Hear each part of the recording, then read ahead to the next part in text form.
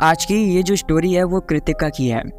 कृतिका उत्तर प्रदेश के एक छोटे से गांव में रहती है। कृतिका अपने पेरेंट्स की एक इकलौती लड़की है। उसके माता पिता वेल सेटल्ड हैं, मतलब फाइनेंशियली वीक नहीं है।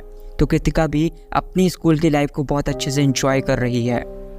लेकिन ये कुछ टाइम पहले की बात है कि अचानक से उसके बाएं पैर में बहुत तेज़ दर्द शुरू हो जाता है। वो अपने पेरेंट्स को बताती है कि मेरे पैर में बहुत तेज़ दर्द हो रहा है, बहुत तेज़ दर्द हो रहा है, हद से ज़्यादा बहुत तेज़ दर्द हो रहा है। उसके माता पिता सोचते हैं कि शायद वो बाहर खेलते हुए उसके पैर में चोट लग गई होगी और या फिर वो गिर गई होगी, तो इसकी वजह से उसके पैर में अभी दर्द हो रहा है। क्योंकि बाहर से उसके पैर को देखने के बाद ऐसा नहीं लग रहा था कि कहीं पर उसके पैर में चोट लगी हुई है। तो उसके पेरेंट्स ने सोचा कि शायद उसके गुम चोट लगी है, तो हल्की सी उसकी मम्मी ने उसके पैर में मसाज कर दी और फिर उसको सुला दिया। लेकिन उसके पैर का दर्द फिर भी कम नहीं होता है। 3-4 दिन बीत जाते हैं लेकिन फिर भी उसके पैर का दर्द कम नहीं होता। तो उसके माता पिता उसे डॉक्टर के पास लेकर जाते हैं। तो फिर डॉक्टर पेन किलर दे देता है और उसका एक्सरे करने के लिए लिख देता है। अब जब एक्सरे की रिपोर्ट आती है तो डॉक्टर देखता है कि उसके पैर में ऐसी कोई कमी तो नहीं है, सब कुछ नॉर्मल है। लेकिन कृतिका फिर भी ऐसा कहती है कि मेरे पैर में बहुत तेज पेन हो रहा है। फिर उसके पेरेंट्स दूसरे डॉक्टर को दिखाते हैं लेकिन उसके पैर का दर्द फिर भी ठीक नहीं होता। ऐसे ही 2-3 महीने बीत जाते हैं, अभी भी उसके पैर का दर्द बिल्कुल भी सही नहीं होता है। उसके पेरेंट्स उसे बड़े बड़े हॉस्पिटल्स में लेकर गए लेकिन उससे कहीं से भी आराम नहीं मिल रहा था। अब इसी चीज़ को झेलते झेलते वो 9th क्लास में पहुंच जाती है। मतलब 2-3 सालों से वो अपने पैर के दर्द को झेल रही है और उसे बिल्कुल भी आराम नहीं मिल रहा। तो ऐसे ही उसके पड़ोस में एक आंटी रहती है, तो उन्होंने उसकी मम्मी से बताया कि अगर कृतिका पर दवाइयाँ काम नहीं कर रही हैं तो हो सकता है शायद कि उस पर कोई ऊपर का चक्कर हो। तो वो आंटी उसकी मम्मी को बताती है कि आगरा में एक बाबा हैं, उनके पास बहुत सारे ऐसे केस आते हैं जहाँ पर डॉक्टर मना कर देते हैं और बाबा उनको ठीक भी कर देते हैं। तो जो कृतिका के पापा थे वो इन सारी चीज़ों को भरोसा नहीं करते थे, इन सारी चीज़ों को विश्वास नहीं करते थे। तो कृतिका की मम्मी कृतिका को लेकर अकेले बिना उसके पापा को बताए आगरा उन बाबा के पास चली गई। अब वहाँ पर पहुँचने के बाद बाबा उसके बारे में कहते हैं कि उसके अंदर कुछ है जिसकी वजह से ये इतनी कमज़ोर हो रही है और उसके पैर में भी इतनी तेज़ दर्द हो रहा है।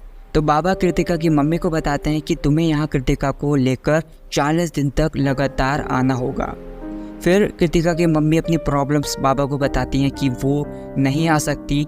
तब बाबा कहते हैं कि जहाँ पर आप रहते हो वहीं आसपास एक बाबा रहते हैं, उनको मैं अच्छे तरीके से जानता हूँ, आप उनको दिखाइए, वहाँ पर 40 दिन लगातार जाइए। फिर उसके बाद यहाँ पर मेरे पास 1 दिन के लिए आपको आना पड़ेगा कृतिका को लेकर, तब मैं सब कुछ ठीक कर दूंगा। अब जैसे ही कृतिका की मम्मी अपने घर के पास वाले बाबा के पास जाती हैं कृतिका को लेकर, तो उनके पास जाकर कृतिका रोना शुरू कर देती है। ऐसे ही उसकी मम्मी उसे लेकर जाती है, 3-4 दिन और ले जाती है, 5-6 दिन 10 दिन लेकर जाती हैं। फिर उसके साथ कुछ अजीब सा होना शुरू हो जाता है। उसके घर पर जब वो पढ़ रही होती है या फिर कहीं पर बैठी हुई होती है तो अचानक से बेहोश हो जाती है।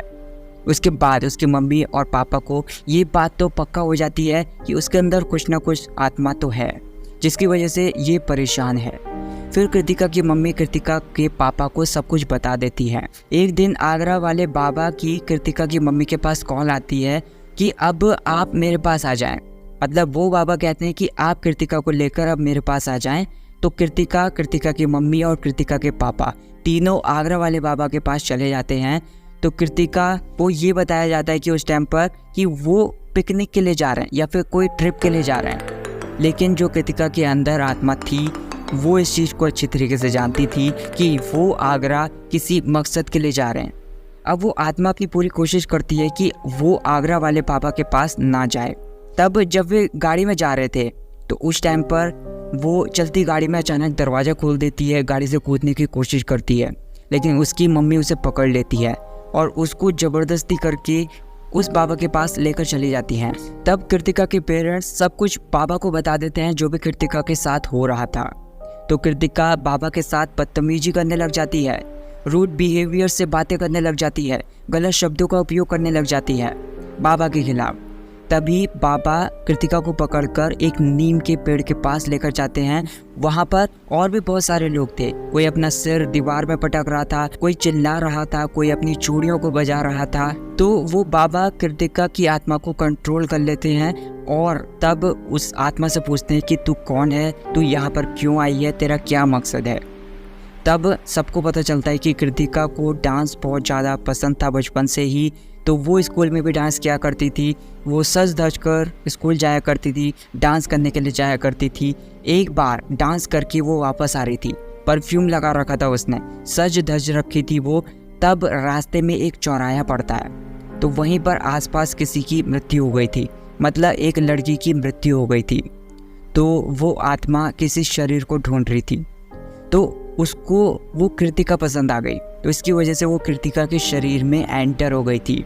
तो उस आत्मा ने ये बताया कि वो किसी एक लड़के से प्यार करती थी और उसके माता पिता इस बात को लेकर सहमत नहीं थे। तो उस लड़की ने और लड़के ने दोनों भागकर शादी करने का प्लान किया हुआ था। दोनों भागकर शादी कर लेंगे ऐसा सोचा हुआ था। लेकिन उस लड़की का जो भाई होता है वो उस लड़की से कहता है कि मैंने हमारे पापा को या फिर हमारे घर वालों को मना लिया है, वो सब मान गए हैं, तू बस मेरी एक बार उस लड़के से बात करवा दे। तो वो जो लड़की होती है वो अपने भाई को उस लड़के के पास लेकर जाती है। तब वो भाई अपने दोस्तों के साथ मिलकर उस लड़के को बहुत ही बुरी तरीके से मारता है और बाद में वो लड़का मर भी जाता है, इतनी बुरी तरीके से मारता है। तो वो जो लड़की के घर वाले थे वो थोड़ी पुरानी सोच वाले थे कि कहीं उनकी बेइज्जती ना हो जाए, तो इसकी वजह से उन्होंने अपनी लड़की को भी मार दिया, मतलब जान से मार दिया। और उन्होंने अपने लड़की को घर के आंगन में ही दबा दिया और लड़की के घर वाले उसी रात को घर छोड़कर चले गए और कहीं पर रहने लग गए। तो वो जो लड़की की मृत्यु हुई थी वो एक अकाल मृत्यु हुई थी, मतलब बिना समय के, मतलब समय से पहले मृत्यु हुई थी। तो उसी के घर वालों ने उसे मिलकर मारा था। जिस लड़के से वो प्यार करती थी उस लड़के को भी उन्होंने मार दिया था। तो वो लड़की बदला लेना चाहती थी, इसकी वजह से वो कृतिका के शरीर में एंटर हुई थी और वो जो आत्मा थी उसका नाम था निर्मला। जब कृतिका स्कूल में पढ़ती थी 7th क्लास से 9th क्लास के बीच में, तो बहुत बार उससे ये पूछा जाता था कि उसका नाम क्या है। तो वो कभी कभी अपना नाम निर्मला बताती थी और कभी कभी अपना नाम कृतिका बताती थी। इस बात को सब ये बोलते थे कि तू अपना नाम कभी कृतिका बताती है और कभी निर्मला बताती है।